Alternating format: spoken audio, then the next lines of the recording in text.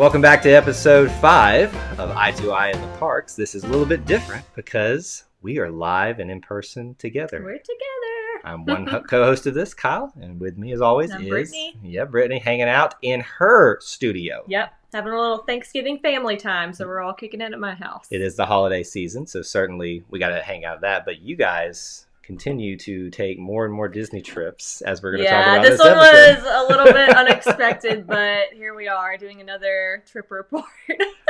Folks, I didn't honestly anticipate us having to do 2 episodes in a row of trip reports. And this is the funny thing about this. I thought I was the one in this family that was going to be, trying to go multiple times a year to Disney. Yeah. But this one over I got him beat just by a couple. How many have you gone on this year? It's my 4th. It's a little embarrassing. It's embarrassing if you make it embarrassing. That's my motto. I am very jealous that you guys continue to get to go. We're going to talk about that certainly on this episode, her trip report. And this is a shorter trip. Like it was a day and a half. Yeah, nothing crazy. But still plenty to talk about. Yeah. Still plenty to talk about. We're going to do that. She's going to detail a little bit about the Christmas party, which she got to go and investigate for the very first time for her and for us, because I've never been to one of those as well. And of course, some Disney news, some big Disney news out there about like rides, attractions, hotels. It was a big month, I feel like, for Disney news. I feel like it all came at the end of the month, too, all that news, too. So let's dive into it. Let's just go right in. Let's do it. Trip report. How you want to start with talking about the Christmas party, since that's I'll just kind of go in like chronological order, which did start out with the Christmas party. Okay. So we arrived it was pretty early in the morning on a Tuesday. We went to Disney Springs, just kind of hung out there, did some shopping. We went to Wine Bar George and Jock Lindsay's Holiday Bar. So have you been in there before? No. Okay, so you don't know the comparison yet. Right. Okay. But I knew I had to check out this Holiday Bar. I've been wanting to try it for as long as I can remember. So they completely retheme it. It's a complete Christmas bar. They've got like all the tinsel, garland, and then they have a special holiday themed menu. So we tried out some of those drinks and snacks and just hung out there. We did some pin trading, some shopping, just trying to kill some time before resort got ready. And we just stayed at All Star Sports. We were just trying to do something really low key, but definitely still staying on Disney property because that's the only way to do it. That's right. I mean, I've done it a couple times off of property, and it just doesn't feel the same. Yeah. So and there's just like nothing better than just walking into your Disney resort, just being like, Is it as simple as they put your name like on the TV and stuff like that? Like, I mean, I feel like to me that's the thing that makes it all better. It's like, it's like I actually feel kind of special here. You just feel so warm and cozy on the inside when you walk in, and it says "Welcome, Reese family." You're like, oh. So y'all just did like a quick Disney Springs. Yeah, we were there for maybe like 2 hours. I forgot my sunglasses, so we went to Ron John and got some sunglasses. And I'm trying to remember if we bought anything else. I think we went to Joffrey's and got like a pound of ground coffee. I feel like you always go there. You have to always go there and see what's That's the only coffee we drink. Now that I've gone Joffrey's, I will never go back. And Ryan, my husband Ryan, is the same way. He is a fiend for the Joffrey's coffee, but so we got their holiday blend. Yeah. It was like a Stitch coconut blend. It's good. Hey, anything Stitch in it is pretty good, especially with that new movie coming out. Or I should say new, the remake, the live action remake of all that stuff.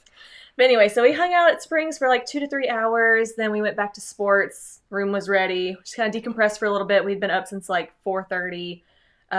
Just chilled, changed clothes, and then we went to the Christmas party, and it was so fun. I loved it so much. And I say, because I just went to the Halloween party back in October, and if y'all watched the last episode and my trip report there, we were just so exhausted by the time we got to the Halloween party because we'd done a full day at Epcot, and by like 10 o'clock, we were dragging, and it was like, we were just forcing ourselves to have a good time at that point.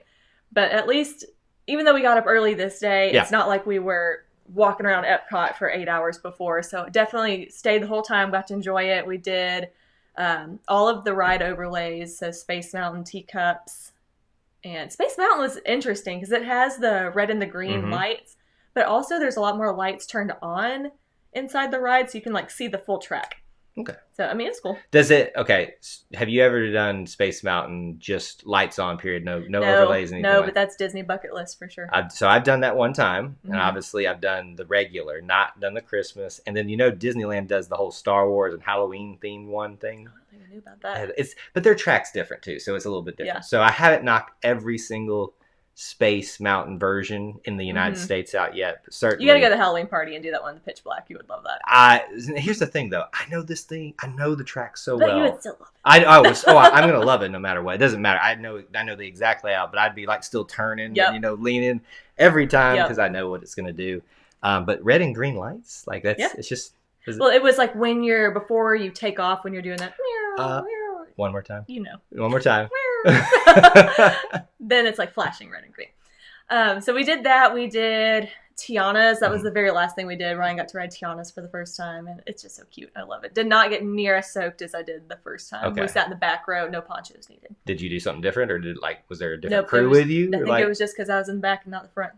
Well, I mean, the back certainly will save you if you don't have a lot of volume of people up in front of you too. That's going to be key there. So. And then we tried some snacks. We did the tamale from Pecos Bill. It was like a Christmas chicken nugget platter from Golden Oak Outpost, and then the cookie butter beignets from Golden Oak Outpost. I gotta ask you about this chicken nugget because I think if your story was correct, which by the way you can follow her on Instagram and get some great content from there too. A little shout out at Brittney Vacations. The chicken nugget platter, you really liked this, or was it somebody really liked this? It was good. It was Ryan's full meal that I tried it, and the chicken was really good. He did not like the corn because I don't think it was seasoned. I think it was just like salt corn. I don't know. And Ryan's very particular with his corn. So maybe I'm thinking of something different. There was something that I saw y'all post about, and I was kind of like shocked that you liked that from the holiday party or something. I loved the tamale. Okay, that's what it was. Maybe that's what it is. That was delicious, and I think that is something that's.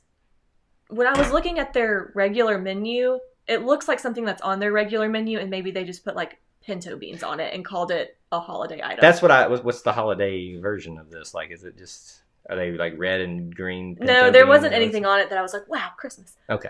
But so that was great. I loved that. And the beignets I thought were just okay. The Port Orleans beignets blow them out of the water. So I don't think I would recommend getting those beignets. Yeah, it's kind of tough to beat those. Those are, I mean, it's from something that's I know it's not real New Orleans, but they're just so good.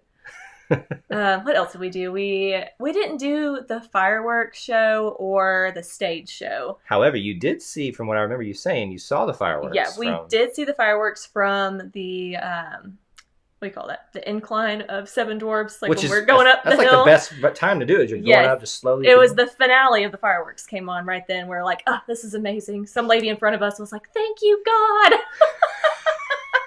Somebody's bucket list was just completed that night because the fireworks at the top of the hill. I will admit that's like one of the best things if you just time something perfectly. Like the very first time we did People Mover, me and Jessica, and during the fireworks, and it just worked out as we come around the bend. There's the finale in all of its glory. So could you tell, like, I know you didn't watch the fireworks, but you just caught them on the ride. Could you tell like a difference that far away Christmassy theme? Like, could you hear the music still? Yeah, you could hear the music. I couldn't tell any big difference between like just regular how spectacular the fireworks were or the amount. But I mean, if fireworks are your thing, by all means, go for it. We did see the parade, which was so cute. I'm a parade girl now. I did not used to be. I told you. It was when I went on my last trip and I saw a Festival of Fantasy when I was there by myself for the day. I was like, this is so cute. I love it because we're always like just running through doing rides that we don't ever really take the time to do the parades. Right. And I just thought it was so special. And so then we did the Booty You parade on the last trip, and then the oh my gosh, what's it called? The Very Merry Christmas Time parade. Yeah. And it's just so cute. I loved it. And it's like snoping the whole time. I know it's called snoping. I just every time I think about that word, it's hilarious. I think here's my thing with parades. I like them too. I very rarely plan something around them, but what I try to do is plan for them. And meaning, like, if I'm heading somewhere and it works out great, then it's time to stop, especially if you've been going, and I know you're at a party, so you're not maybe going as hardcore. Yeah. Was it, let me ask you that, did you feel like more relaxed at the party, or was there? Yeah, for sure. I mean, it was definitely more crowded than I anticipated it to be. It was a lot more crowded than the Halloween party was. But I mean, we waited in line for Seven Dwarfs for 5 minutes. So, I mean, nothing was over the top crowded. Right. The parade, when we went to the late show, the 11 o'clock, and it was pretty slammed. But all in all, I mean, it was what you would expect for Magic Kingdom. Yeah. So, I mean. Well, I'm shocked also that it was not shocked, I shouldn't say that, it was busier because you had to redo your Halloween party for the people that it was affected by the hurricane, and it looked like there was a lot of people that rebooked. Yeah, and we booked it for a week closer to Halloween and on a Friday instead of a Thursday, and that wasn't crowded at all. So I was just shocked that like you didn't have that issue, for the Halloween party. But anyway, this is about the Christmas party. Yeah. What else? I have some other questions. We did. So they have the 5 cookie and cocoa stations that are all spread around the park. So there's like 2 in, maybe it's just 1. They're like having them in like Frontierland, New Fantasyland, Space, or Tomorrowland. And you just go and you get in line. The lines look really intimidating. When we walked up, we're like, holy cow, they're like weaving all over the place. It's going to take us 30 minutes to get a cookie. But it moves the whole time. You just walk straight through, and they had sugar cookies, chocolate chip cookies, double chocolate chip, and then it was a mix between cider, eggnog, and hot chocolate, and it was all so good. I thought it was just going to be little cheapy prepackaged cookies, but they were delicious. I loved them. Yeah. So I feel like, and I know we're going to talk about it in a little bit when we wrap up Christmas party time, but this feels a lot like what you're describing, the Epcot cookie walk. Did you never experience that with us, have you? Yes, the first time we went for Festival Holidays. I think you did it. But these are free or included. I'll say free. Included. Is there really anything other than water? You just had to pay $180 for your ticket. I don't think you can even say the water's free at Disney because you had to pay to get in there to drink it. Yeah, and it's nasty. And there we go. We're just going to... This is supposed to be about the holiday party, and we're going to start... Tangents, here we come. Tangents about... Now, listen, if Jessica was here, she would start a fight about it. Yeah. It is just awful. All right, I keep having questions, but anything else? That's pretty much it. That's all I can think of for the Christmas party. I mean, it was just a great time. I would definitely go again, and well worth the money, I thought. So... If you had to, with the expression, I hate the gun to your head expression, but if you had to pick one, there's no choice. To save Ollie, you had to pick one. Your Ollie's her cat, and he may make an appearance. He may make an appearance at some point. What would you choose? Holiday party, Mickey's Not So Scary, Halloween party. As of now, I would choose the Christmas party, but I want to do Halloween again, fully rested, because we didn't get to do all the character meet and greets, or didn't see the cadaver dance. We didn't go into Tomorrowland, Frontierland. We really just hung out in Fantasyland, and we didn't try any of the food because we had just eaten at Tony's. We were so full. So I need a redo. Yeah, I was gonna say, I felt like when you were describing it, you had a great time, but whether you were too full coming in or just the day you had, it kind of maybe not skewed, but affected the way you perceive it. Yes. So as of right now, I would say the Christmas party wins, but I need a redo of the Halloween party to make that a fair choice. For me, and I've not done any of them, but just, I've been following all this Disney stuff for years and looking at pictures and stuff like that.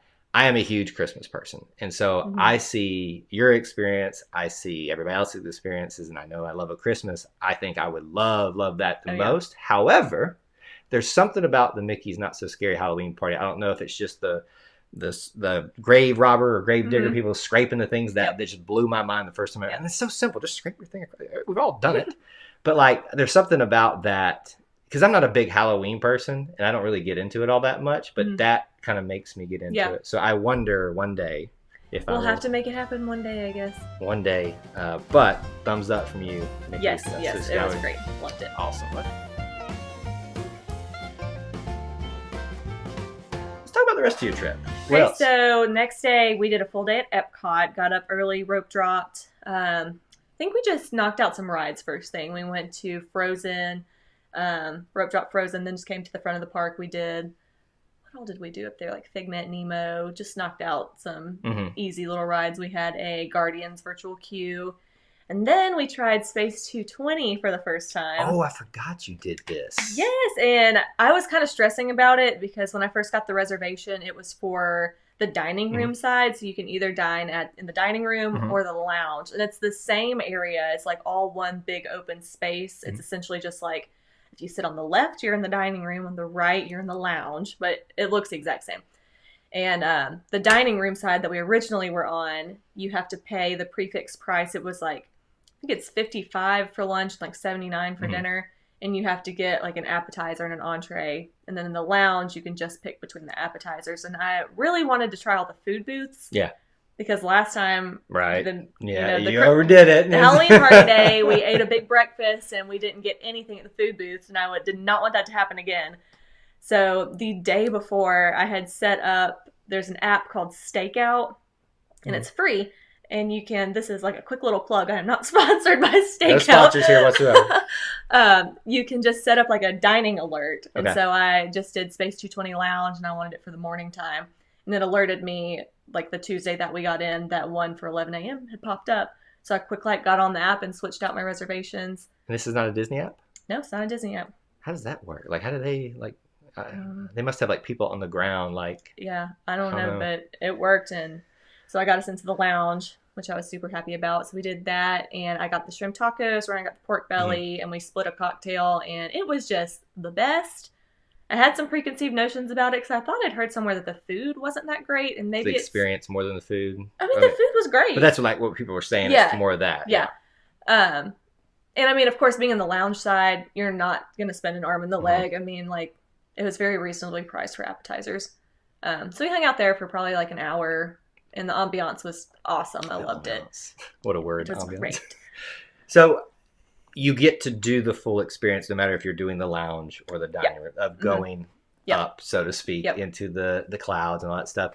You know, I watched people, I mean, look, when you don't get to do these things, you know, but once a year we haven't got to do, have not gotten to do it yet. Do you lose yourself in that virtual experience, or is it still pretty obvious that I know it's obvious that you're not really doing this, but does it kind of break the... A little bit, yeah. Okay. I mean, I think if you were like a little kid, it would certainly. be like, whoa. Yes. I think once you get into the actual restaurant, it looks so real. But the whole, like, when you're standing in the portal and it looks like you're being teleported up to space, that, you know... It is what it is. It is what it is. It's very cute, but it's not like...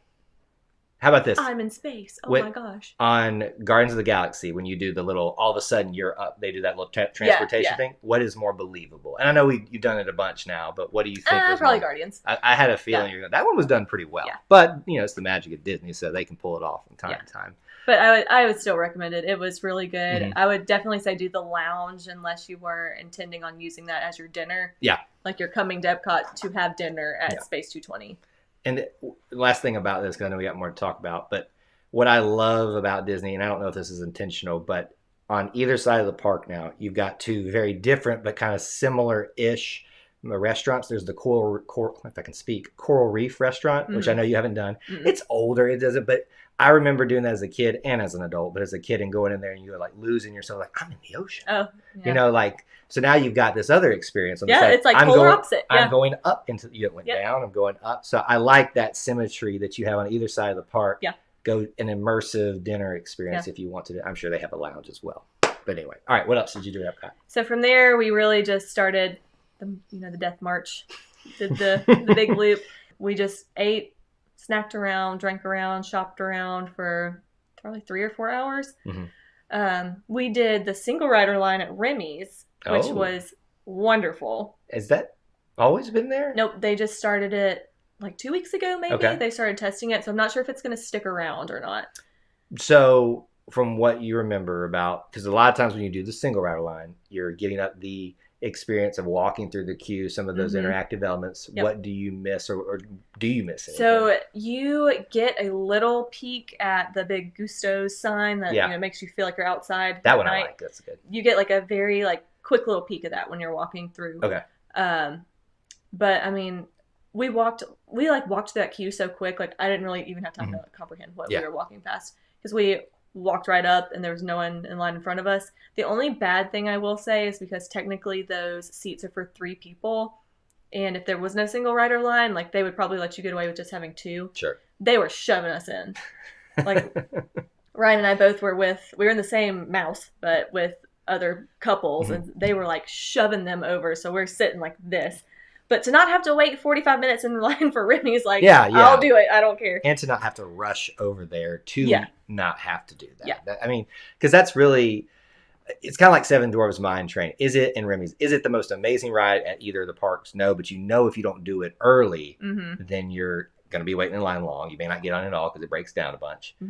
So I like that they're at least testing it out and see Does it work? Because they did that with like not Guardians, but Rise of Resistance. They've been doing that one. Yeah, I don't know if they're going to keep doing that or not. And I don't think that one's worth it because you missed the whole pre-show. And that's what I kept debating. I was like, yeah, it's a long line if you don't hit it right, but you get so much in there, and it just feels. Yeah. I mean, you miss half of the experience. Right. If you just want the ride, though, go do that. Yeah. Certainly, this one maybe is more you can do. Yeah.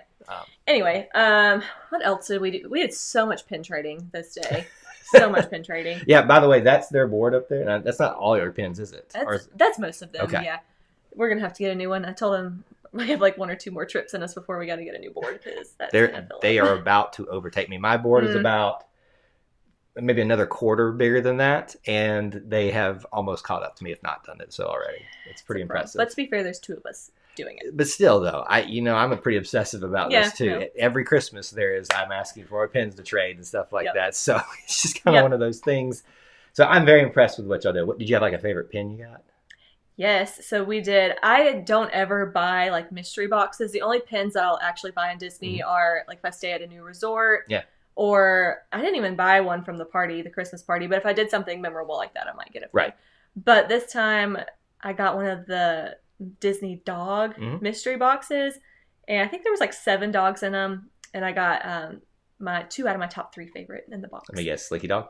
No, Slicky wasn't in it. I thought he was like your favorite. Well, he wasn't in the box. Oh, okay. Sorry. Well, who was your favorite? I got the one I wanted really bad was Dodger. He was my number 1. But I got my number 2 and 3, which was Little Brother from Mulan. Oh, I forgot about that one. That's one. Yeah. Yes, and why am I blanking on her name right now? Describe it to me. The girl dog from Oliver and Company.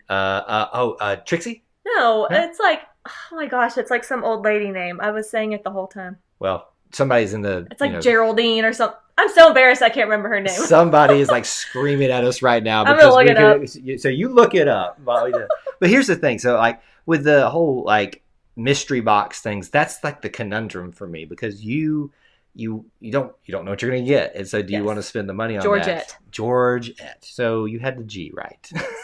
So, well, I'm glad that you got some that you like, even though you can't remember their names. So that's... I knew her name as soon as I opened it. I was like, it's Georgette. Well, I'm glad that the mystery boxes worked out for you. Yes.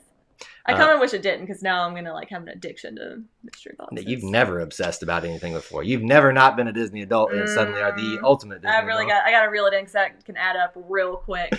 Have we left anything off or is there anything else for your trip? I'm trying to think. So we just walked around for the rest of the day. We did Guardians one more time. We had a virtual queue and a single pass. We did Spaceship Earth. I was ready to go by like 7:30, but Ryan was like, "We're staying." Well, you paid to be there, so you must. Yeah, so we stayed the whole time.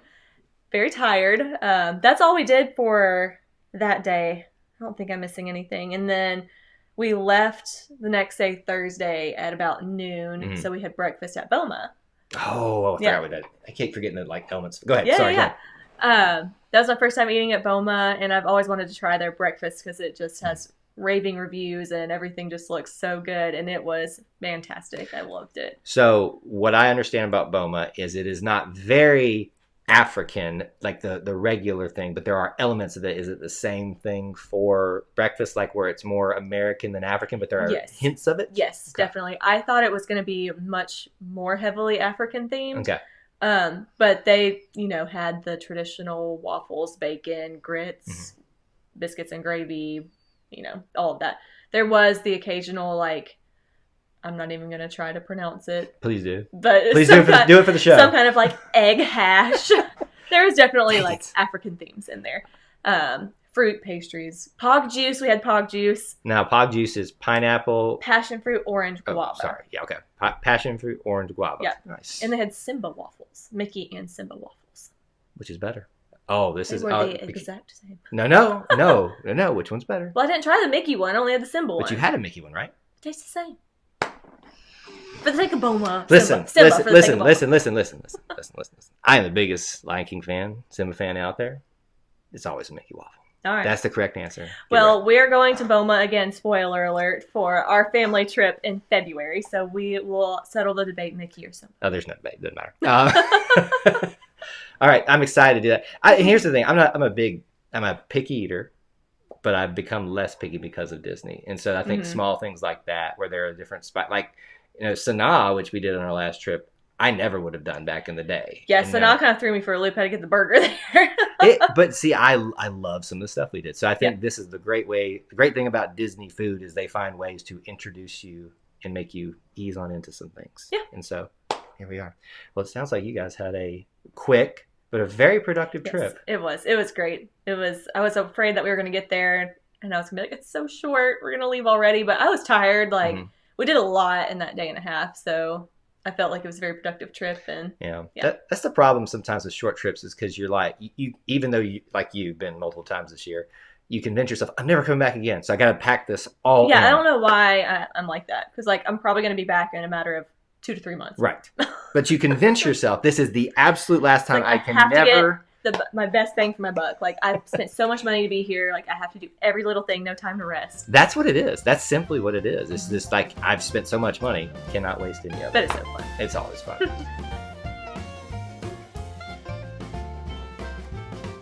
Let's move into talking about some Disney news. Because there's been some big things. Now, I gave you an order to start off pre-show. But what do you want to start with? I'll let you pick, actually. I think you should take it away with the biggest news that we've gotten in the last couple of weeks. The news that is making me equally sad and excited? Yes. So the biggest news, if you haven't heard, is the fact that not only will Muppets Courtyard be closing at some point in the future, it will be replaced officially by what we were all wondering, Monstropolis. Now, I am so excited that Monstropolis is coming to Hollywood Studios. Was from the very get-go. It is with great sadness, though, that it is not taking over the Animation Courtyard, which is the more obvious choice because there's nothing over there. And then now you're taking away Muppets Courtyard. With that being said, I recognize that it is not the most exciting area. I recognize that it's not everybody's favorite. I think it's a great kind of break for the day after all the walking around Hollywood Studios. And I do actually enjoy Pizza Rizzo's. Hot take for anybody who wants to come at me about that. So there is an element of this we'll talk about with this news, but that is the official. What's your take on it? Like Monstropolis taking over Muppets Courtyard. Yeah, I like it. I mean, Yeah. I'm just... I don't have any special attachment to Muppet Vision, and it's because I haven't done it. Wait, we've never done it? I've never done it, so I'm hoping we can do it. If it's still up and running in February, I want to do it. Just so I can pay my respects and bid farewell. I'm not going to be able to make it through the rest of the show. How have we been on so many trips and we have not done... So y'all did it one time when Ryan and I went to Oaks. That's right. Yeah. So we'll make plans to do it if it's still open in February, which I think it will be. I don't think they're going to start construction. Because I need it soon. One more time. I need the corny jokes, all the stuff. The bad animation at this point. Our respects to Jim Henson, because it's his last thing that he ever created, ever with the Muppets. So we'll get to that. It might not be going away that's entirely. Fine. That's fine. But it looks like from that concept art that they're going to, like, I guess it naturally already kind of goes back that way. But that's where the ride, the new, it looks like it's going to be straight in the back. And it's going to be the I want to call it chair coaster, but you're hanging. It's like the suspended coaster. Yeah. I call it the hangy feet coaster. It's the same thing, yes. Which I'm so glad. I mean, think about this too.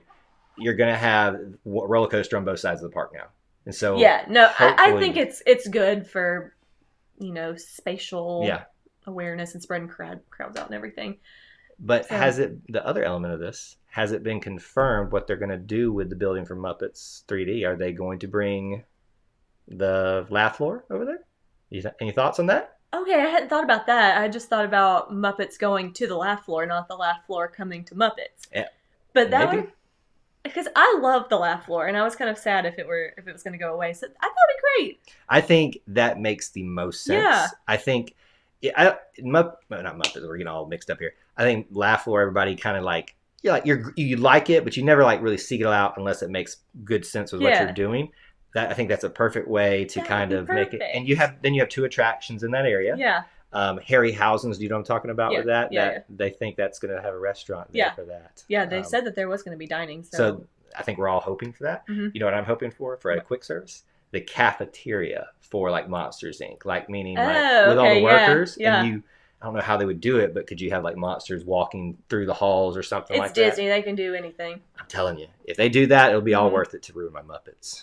But as far as Rockin Roller Coaster goes, I have been so ready for a re-theme of Rockin Roller Coaster. Yeah. That theme is so outdated, and no disrespect to Aerosmith. I love Aerosmith, but, like, it's time. It's time. And I think Muppets is going to be great. It's going to be a great new revamp, and now people still get to keep the Muppets. Yep. It doesn't completely disappear. So I'm excited about it. So yeah, if y'all haven't heard the news, that officially we're going to get Muppets themed on this Rockin Roller Coaster, which means, and they showed it in that promo art, the Electric Mayhem Band with Animal, and I forget all the others' names are going to be on there. And so I think they can do a lot with the queue. I hope that they'll take the opportunity to figure out how to get the queue to move faster. Lord knows we need that. That is the most painful line to stand in, especially that single rider line. Like, but they're going to replace the show with Aerosmith, like the pre-show, with something of probably Animal, like, exploding something. Sure, go for it. So you're going to have that, I feel like. I never once, in all of my dreams about what you could replace with Aerosmith, did Muppets come into it. Oh, why would it? No. But it makes sense, though, with the Electric Mayhem. And they can do covers of different songs with them singing it or whatever or something. What if they keep the Aerosmith songs and they do Muppets covers of Aerosmith songs? I'm okay if they want to keep, like, I want variety, like we get with Guardians. Yeah. So, and I know there's variety of different Aerosmith songs, but I want different varieties, different genres. Like if we get a Muppet singing a country song on it, too. Oh, gosh. Like country rock, Oh. Sorry. Please no.